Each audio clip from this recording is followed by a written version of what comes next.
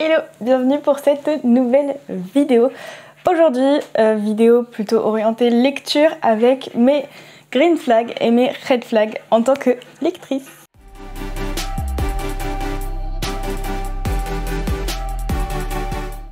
Alors déjà, dans un premier temps, je préfère vous prévenir.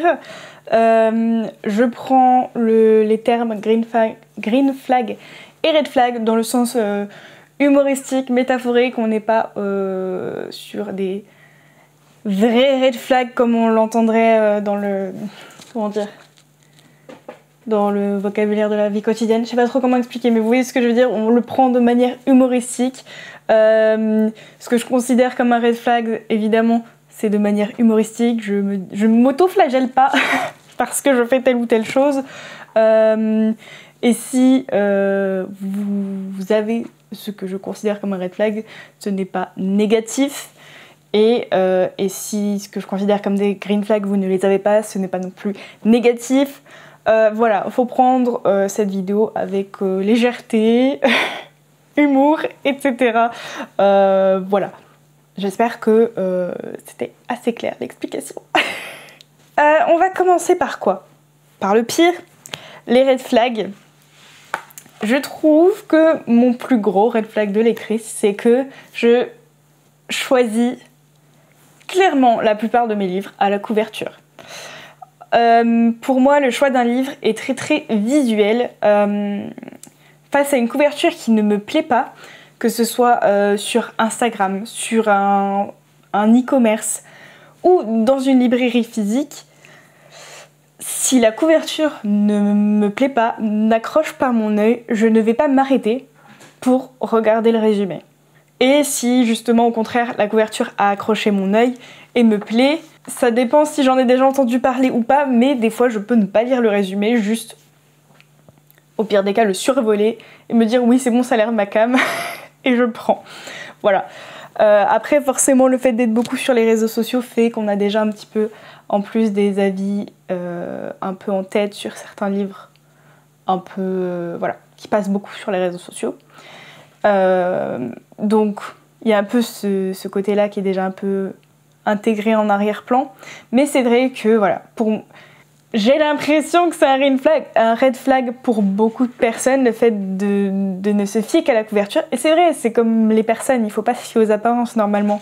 Mais j'avoue que voilà, une couverture que je ne trouve pas belle ne va pas me pousser à regarder le résumé. Et quand on y pense, ce qui n'est pas forcément vrai, mais ça peut quand même montrer un manque de travail éditorial ou un côté bâclé au travail éditorial quand on a une couverture qui n'est pas très belle. Après, voilà, il y a deux côtés, on va dire. Il y a le côté où c'est subjectivement pas quelque chose qui m'attire. Et donc là, ça ne veut absolument rien dire sur le travail éditorial, on est bien d'accord. Et il y a le côté où vraiment on est quand même sur quelque chose d'assez objectivement pas très joli. Et là, on peut se demander si ça ne reflète pas. Je dis pas que ça l'est forcément, mais on peut se demander si ça reflète pas un peu un manque de travail éditorial, un travail éditorial un peu bâclé, etc. Et donc forcément, ça peut ne pas donner envie de voir l'intérieur. Est-ce que l'intérieur aura bien été retravaillé, aura bien été corrigé jusqu'au bout, etc., etc. Je dis pas que c'est valable pour tous les livres dont la couverture ne me plaît pas, mais on peut s'interroger sur cet aspect-là aussi. Donc voilà, c'est mon premier gros red flag, je pense, en tant que lectrice. Deuxième red flag, et finalement ça ne gêne quasiment que moi, sauf éventuellement quand je fais mes avis aussi, ça se répercute, on va dire. Mais il y a le côté pro, on va dire, qui revient rapidement au galop. Je m'explique. Vous commencez à le savoir, je fais pas mal de bêta lecture et je suis formée, on va dire que je suis formée, même si je suis encore en formation, je suis sur la fin, donc voilà, on peut dire que je suis formée en tant que correctrice. Et donc, il y a certaines choses qui font que je vais, et c'est pour ça que ça gêne surtout moi, je vais beaucoup être coupée dans ma lecture dès que je vois une syntaxe qui me perturbe, une traduction qui me chiffonne, des coquilles, ou voilà, des éléments plus de l'intrigue des personnages, voilà, plus sur le fond, qui me perturbent un peu.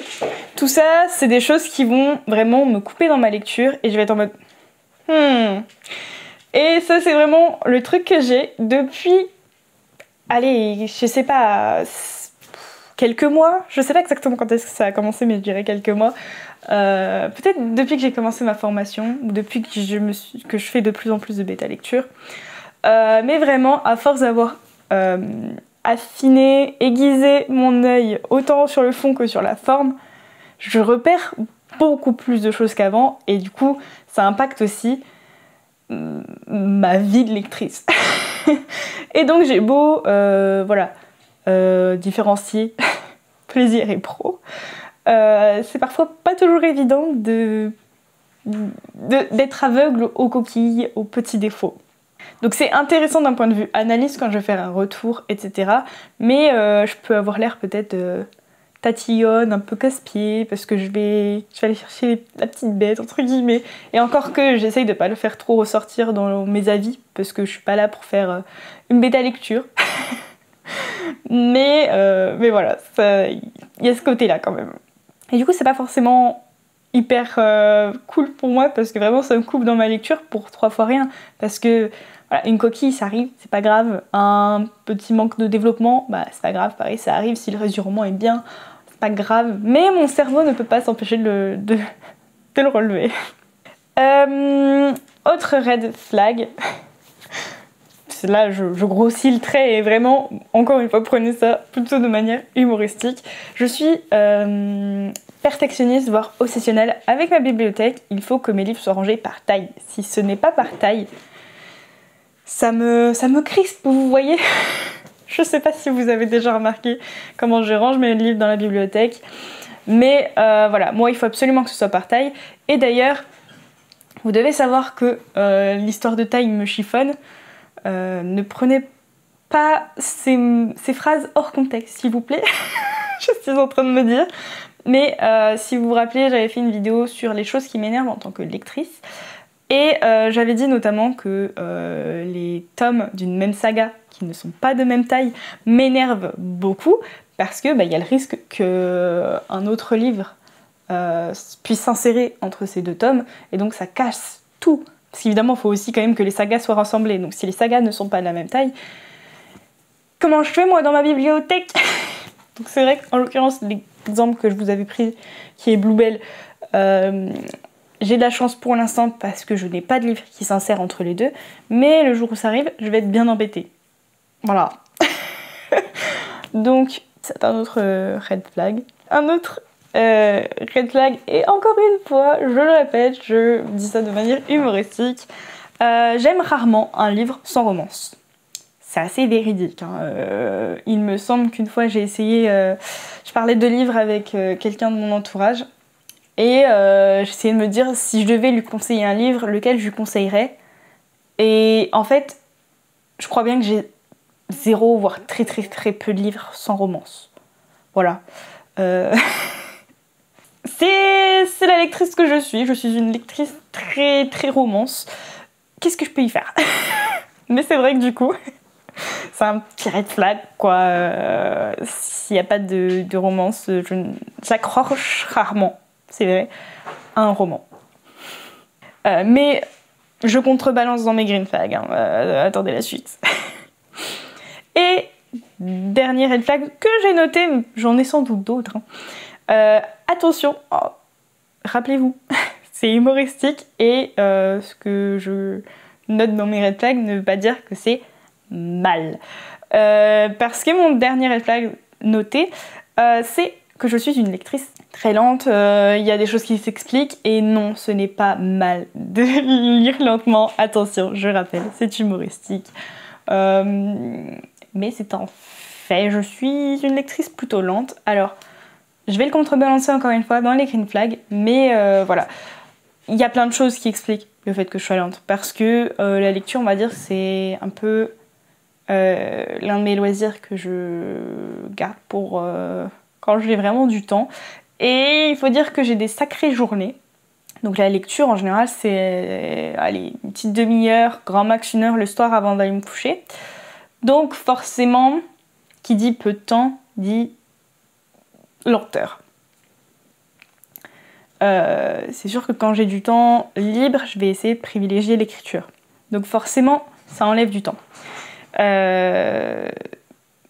Mais voilà, du coup ça fait que régulièrement, si en plus le livre ne m'a pas transcendé, je peux accumuler quand même un certain temps avant de finir un roman. Mais encore une fois, voilà, ce n'est pas grave d'être lent. Je ne diabolise pas le fait d'être lent en lecture, on s'en fiche du rythme. Voilà, c'est juste pour le concept, pour la vidéo, pour l'humour. On passe donc au green flag. Et encore une fois, je précise beaucoup, hein, mais voilà, je ne veux pas que ce soit pris dans un sens que je n'ai pas voulu. Mais voilà, toujours dans l'humour et dans le grossissement des traits. Mon green flag, c'est que je ne corne pas mes pages et je utilise des marque-pages. Voilà. On peut aussi dire que je ne casse pas mes dos, sauf si vraiment le livre est pas très solide. Je crois que j'ai cassé un dos, mais pas de manière volontaire. Je crois que c'est le dos de Shatter Me, mais en fait, le livre est tellement fragile, je pense, la tranche, le dos, n'est pas très gros. Et donc du coup, en fait, même en l'ouvrant très peu, ça a cassé le dos. Voilà. Mais sinon, en règle générale, je ne casse pas mes dos, du moins pas volontairement. Donc en gros, dans mes green flags, c'est que je n'abîme pas de manière volontaire mes livres. Du moins j'essaye. Parce qu'en plus de ça, je suis maladroite, donc des fois dans mes sacs, ils prennent un peu cher.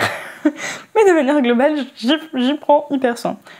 Un autre green flag, qui celui-là est peut-être plus premier degré, c'est que je fais attention dans les avis de lecture que je peux faire.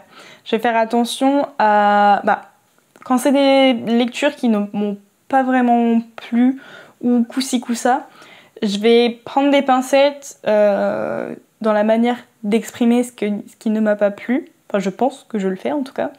Je vais vraiment essayer d'analyser pourquoi ça ne m'a pas plu, sans dire, voilà, c'est nul, je n'aime pas, c'est sans proposer, sans donner de raisons valables, on va dire. Je veux dire, des fois, on n'aime pas et il n'y a pas forcément de points vraiment à relever pour expliquer. Mais en général, il y a quand même des petites choses où on peut savoir ce qui nous a déplu et ce qui fait que le livre dans son ensemble n'a pas fonctionné pour nous. Donc voilà, j'essaye vraiment, quand je dois faire un retour de lecture pour une lecture qui n'a pas été folle, j'essaye de faire vraiment attention à la manière de donner mon avis parce que voilà, je suis aussi autrice et je sais que voilà, si l'auteur ou l'autrice est amené à tomber sur mon retour lecture, je ne veux pas que ça le blesse et qu'il remette tout en question et voilà, on ne veut pas de méchanceté gratuite, on ne veut pas de c'est nul ou de je n'aime pas point barre. Voilà, si je suis amenée à faire un retour négatif ou mitigé, j'essaye de prendre des pincettes. Et là on en vient aux green flags qui contrebalancent certains de mes red flags. Je suis facilement conquise par une romance ou par un livre contenant de la romance. Si la romance est bien faite, que ce soit une fantasy, une dystopie, une science-fiction, une romance contemporaine, une romance historique, je brasse large. En règle globale, si la romance est bien faite, que ce qui est autour aussi fonctionne bien, c'est bon, vous m'avez. En règle générale, je dis bien parce que voilà, il y a toujours des mais voilà, dès qu'il y a une romance, il y a de plus fortes chances que j'apprécie le roman. Et dernier point, qui contrebalance ma lenteur, c'est que justement, quand je suis captivée par un roman, quand j'apprécie le roman, souvent c'est la romance qui joue justement, je peux le dévorer. Littéralement, je ne le lâche plus. Ça m'est arrivé notamment pour de mémoire là comme ça. Je sais que ça m'est arrivé pour Falling Again et pour The Love Hypothesis. Entre autres, peut-être bien Le Pont des Tempêtes aussi. Voilà, il y a des livres comme ça, si je suis plongée dans l'intrigue, si l'intrigue a réussi à me capter, si le romance a réussi à me capter, je ne lâche plus. Et là, c'est l'inverse de la lenteur. Je peux lire le livre en quelques heures. Voilà. C'est tout pour cette vidéo sur mes red flags et mes green flags en tant que lectrice. N'hésitez pas à dire les vôtres. Encore une fois, on est toujours sur un aspect humoristique, sur du second degré.